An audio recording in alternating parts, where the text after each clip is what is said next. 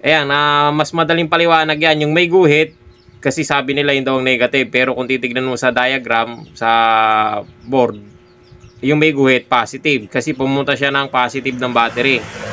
Yung walang guhit, sabi nila yun daw ang positive talaga. Eh guys, magandang araw. May i-repair tayo ngayon na isang Bluetooth speaker. Ayan, MAS. Ito yung model number niya, 822BT. So, ang problema nito, sabi yung, di ko pa na pala nakausap yung may-ari.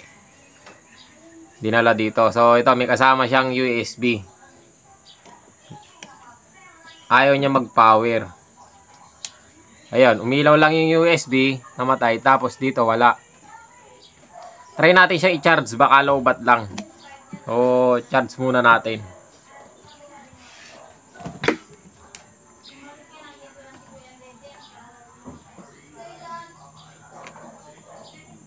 Ito, kabit natin yung charger. Ayan, nakasaksak na yung charger natin. So, ito yung kanya, naka-plug na. Pero wala siyang red indicator light. So, dito yan eh. Yan, butas na yan. Dapat may ilaw na pula dyan. Iba na yun. Wala siyang naka-indicate na, wala siyang ilaw na dapat sana mayroong pula. So, naka-power din yung, yan, yung Bluetooth natin, i-power natin. Wala din siyang display. So, ibig sabihin, hindi siya nagcha-charge. Pwedeng may problema sa charging pin or dito sa may mismong board. Sa may mismong board niya. So, baklasin natin. Tignan natin kung anong problema. Ayan guys, nabuksan na natin siya. Sinaksak ko itong charger, tapos sinukat ko dito, may pumapasok, ayan o. Ano lang naman yan, ground to positive. So, yung ground niya, dito sa may body ground na charger. Ayan, kung mapapansin ninyo dito sa may charging pin. Tapos, yung isa, ilagay natin sa, dali lang. Kailawin natin itong tester natin para nakikita kung may supply nga ba. So, ayan. Tapos, tututok ko dito yung positive dito sa may positive ng charging pin niya. O, ayan o, pumasok 5 volts. Kung mapapansin ninyo. Meron siyang 5 volts. Oo nga. So, ibig sabihin, may pumapasok sa charger. Dito sa charging pin. Buo yung charging pin natin. So, bakit ayaw niyang umilaw yung red? Tapos, ayaw din gumana. So, check natin tong tanggalin muna natin to. Try tayo ng, tinanggal ko na yung battery. Pwede rin naman tayo mag-adapt ng panibagong battery dyan para malaman natin kung totoong may supply nga siya o lowbat nga ba kung nagcha-charge o hindi. So, try muna natin yung ganon. Mag-a-adapt lang ako ng bagong battery dito, panibago. Tapos pag umandar, so may problema sa may mismong charging IC. Kaya hindi siya kumakarga. So, test natin ng gano'n. Try natin. Testing muna natin to. Tinanggal ko yung battery niya. Yan, yung sa may socket niya dito sa may red. Tinanggal ko. Tapos, ito yung inadapt natin na battery. Inihinang ko na lang siya doon sa may mismong terminal ng battery. Positive. Tapos, negative. So, ground. Ayun yung positive niya. Ayun. Tapos yung negative niya, dito ko na hinihinang yung itim na to. Magkadugtong lang din naman sila ng tuldik na, itong tuldik na to, na puti. Magkarugtong lang sila niyan. Kaya doon ko na hinihinang para iwas dikit, baka kasi mag-short. So yan, testingin natin siyang i-power kung sisindi. Pag sumindi, so lobat nga yung battery. Pag ganoon, may problema yung charging pin. O kaya may shorted, charging IC, o kaya may shorted. O yun, milaw. Ayun, gumana. Bright na bright ka talaga. So, okay na siya. Ibig sabihin, battery nga may lowbat na.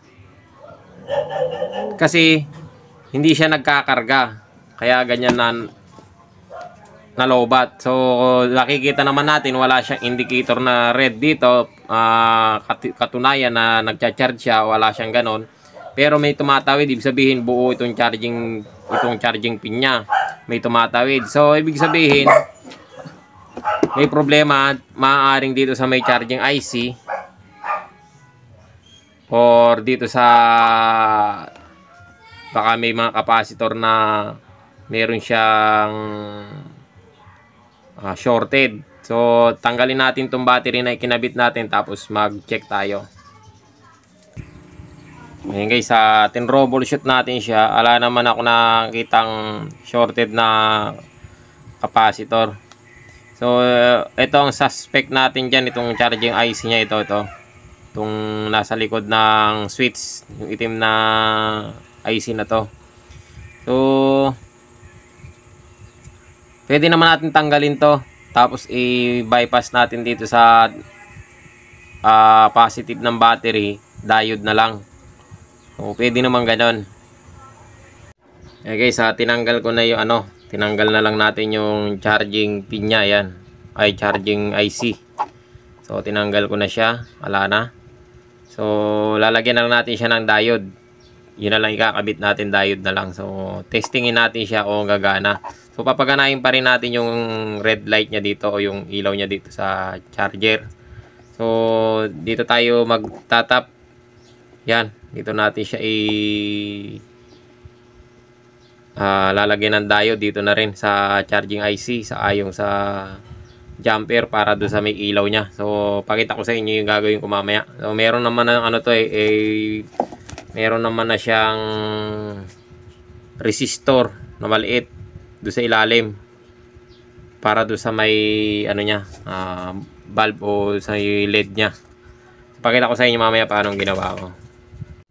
Okay guys, naikabit na natin yung diode. Yan lang ang dinagdag ko, diode. Kasi yung resistor, may resistor naman na yung red light doon. So ayan, dinikit ko na lang yung negative niya. Ayan yung sa may mismong negative, makikita ninyo sa may charging IC. Charging IC niya, yung nagdikit yung dalawang yun. Pinagdikit ko yan kasi yun yung negative niya para ma-supply niya yung ilaw doon. So yung diode, ito galing ko lang to sa sa China board na TV. So wala tayong available na may kakabit yung ganyan, pwede rin yan. So ayan, dito ko na siya hinihinang sa positive yan ng charging IC niya, charging pin niya dito. Yung pinaka-positive, siya yan. Kasi yung negative niya yung ground ito, negative ground. Sa positive tayo, positive. Pero itong diode niya, ayan yung kasi iba sabi nila ito daw ang positive, ito daw ang negative yung may guhit. So baligtad. So ganyan. Yung iba naman mga nakasanayan na nila, ito ang negative, yung may guhit ang positive. So baligtad daw sabi ng iba, pero ganyan yan. Yung walang guhit dito sa may positive, yung may guhit dito na sa may papunta na ng battery. So ayan, yung may guhit papunta doon sa may battery, yun, positive ng battery. Tapos yung walang guhit sa diode, siya yung papunta doon sa may positive ng dito sa may in ng charger, yung salpakan ng charger. So ayan, mas madaling paliwanag yan. Yung may guhit, kasi sabi nila yung daw ang negative, pero kung titignan mo sa diagram sa board, yung may guhit positive kasi pumunta siya ng positive ng battery. Yung walang guhit, sabi nila yung daw ang positive talaga. So pero kung titingnan mo sa sign, yun ang negative. So pumunta naman yung walang guhit doon sa may in. So ganyan lang naman yan. Tapos testingin natin, ito nakakabit na yung battery niya. Testingin natin kung kaarga ba siya, kasi kanina ayaw Marami nang nakakaalam niya. Okay, kabit lang natin itong charger. Yon. So yan, may ilaw na, ayan ang lakas pa ng ilaw. Galing ha. So testingin natin siya niyan. Pero ito lowbat pa to kasi kacha-charge ko lang ngayon, kasasalpak lang natin. Testingin natin kung kagana na ba. So yung gumana. Ayan Magaling ang tsamba mo, malakas gana na. Pero kailangan to charge pa natin kasi lowbat na yung battery na Na-drain na siya, no? So, yan lang. At yung IC na tinanggal ko, yung charging IC niya, ito maliit.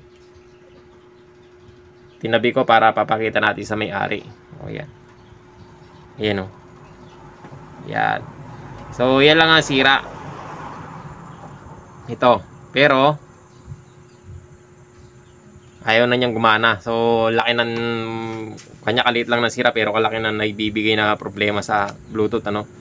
So, yan guys, sana nakatulong sa inyo ang video na to at maraming salamat sa panonood.